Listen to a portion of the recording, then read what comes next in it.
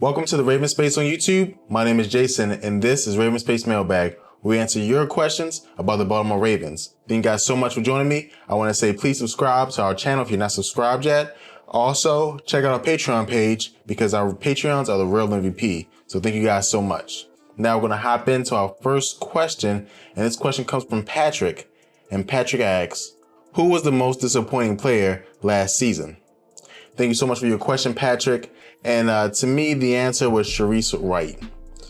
And there were a couple players I thought were a little bit disappointing, but Sharice was very disappointing to me simply because of the way he played at the end of 2015 led me and a lot of the Ravens coaches to believe that he was going to be a great tandem with Jimmy Smith. And then also in the first game against the Bills, he played very well, especially coming up and making two key tackles on LaShawn McCoy. I really thought that he was rounding the corner after that Bills game. He was coming up and making great tackles. He was playing good coverage. But we saw quickly after that he was struggling to be a good cover corner, which he also struggled with in San Francisco, which I think he might continue to struggle with.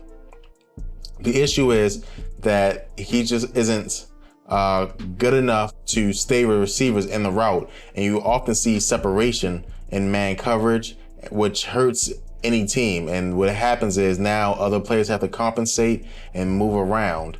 So Sharice was a bad player last year. And when Jimmy Smith went down and we had to plug him in, the defense was never the same. So in my opinion, Sharice Wright is the most disappointing player of last season. You know, that's why he got cut, right? He was paid a lot to contribute and he couldn't contribute, so we cut him. So again, that sucks. Thank you so much for your question though, Patrick. And we'll move on to the next one. And the next question comes from Lisa, and Lisa asks, how good is Jeremy Maclin? Last year he was very average and I'm afraid that will repeat. Thank you so much for your question, Lisa. Jeremy Maclin is very good. I would say Jeremy Maclin's the #1 receiver, and he proved it his first year with the Chiefs, where he had over 1,000 yards. He had several 100-yard plus games.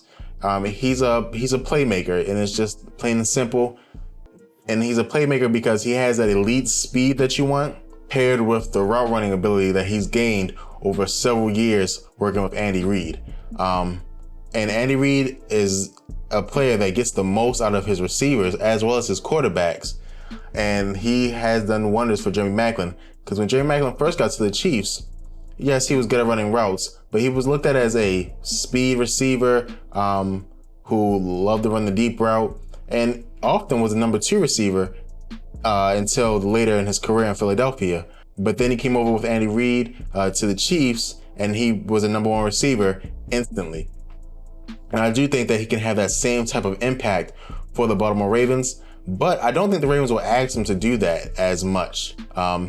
They'll play him out the slot, which means he'll be either facing lesser coverage or he'll be putting the defense in position to either they have to play zone or their best cornerback has to move over to the slot. So it would make the Ravens even more dangerous at receiver. So I think that Jeremy Maclin's a good fit because he has that deep playability that Joe Flacco loves. And now we're starting to do what we want to do, and we get Joe Flacco those deep threats. We need a tight end to emerge in order to take up those middle catches, and then Danny Woodhead will catch the hot routes.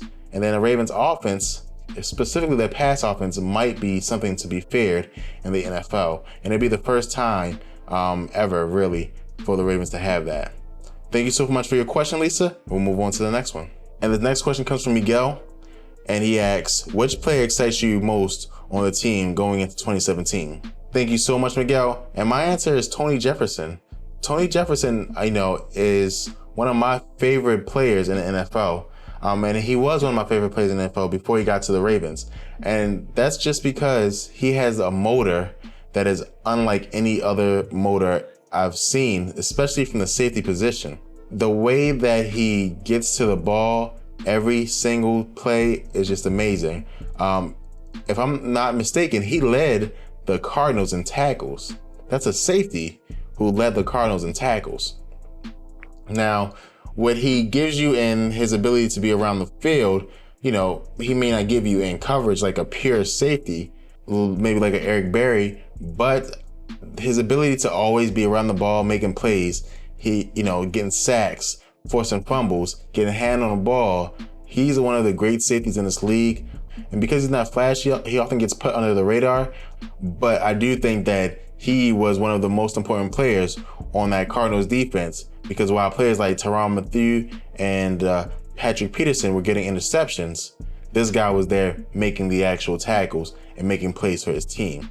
So I really do like him. I'm going to be super excited to see how him and Weddle play together, because right there you have two great motors who would play every single minute of a football game and not come out. And I'm super excited to see what they do together, especially paired with Brandon Carr and Jimmy Smith. I'm super excited. So thank you so much for your question, Miguel. And we'll move on to the last question of the show. And this question comes from Aaron, and Aaron asks, who is the Ravens' most important player for 2017? I think Terrell Suggs. We need pass rush. Thank you so much, Aaron. And I see what you're saying, and I know this is not the answer that you want. The answer is Joe Flacco. In the NFL, in today's sport, quarterback is the most important position. Quarterback is one of those positions that really do affect everything. Quarterback affects the pass scheme, the run scheme, who blocks who, switching plays at the last second. And the quarterback, again, touches the ball the most. And in order to win, you have to have a quarterback that can sling it. And we saw last year in the playoffs, the Cowboys going against the Packers. The Cowboys played a perfect game. And in my opinion, the Cowboys had the better team. But Aaron Rodgers, being Aaron Rodgers, was able to win that game. And that's what a quarterback can do for you. A quarterback, even if you have a worse team, a quarterback can put you over the top. And that's what the Ravens are going to be facing. The Ravens are going to be the least talented teams in a lot of their games. But what I think is that with the players in our prime, like a Mosley, that if we have a good quarterback like Joe Flacco and he is able to elevate his game and push us over the top, the Ravens will be more successful. And they will hit that 10-win mark they need to in order to make the playoffs. I do see what you're saying about pass rush, but quarterback is the number one most important position in the NFL. And it has been since about the 1990s. I still think that is true. Thank you so much for your question, Aaron. And that is the end of the episode. Thank you guys so much for watching. Please subscribe to the RavensSpace on YouTube. Check us out on all our different social media channels, Facebook, Instagram, and Twitter. Again, check out our Patreon page, and then also go to the RavensSpace t-shirt store and buy a t-shirt if you like it. Thank you guys so much, and go Ravens.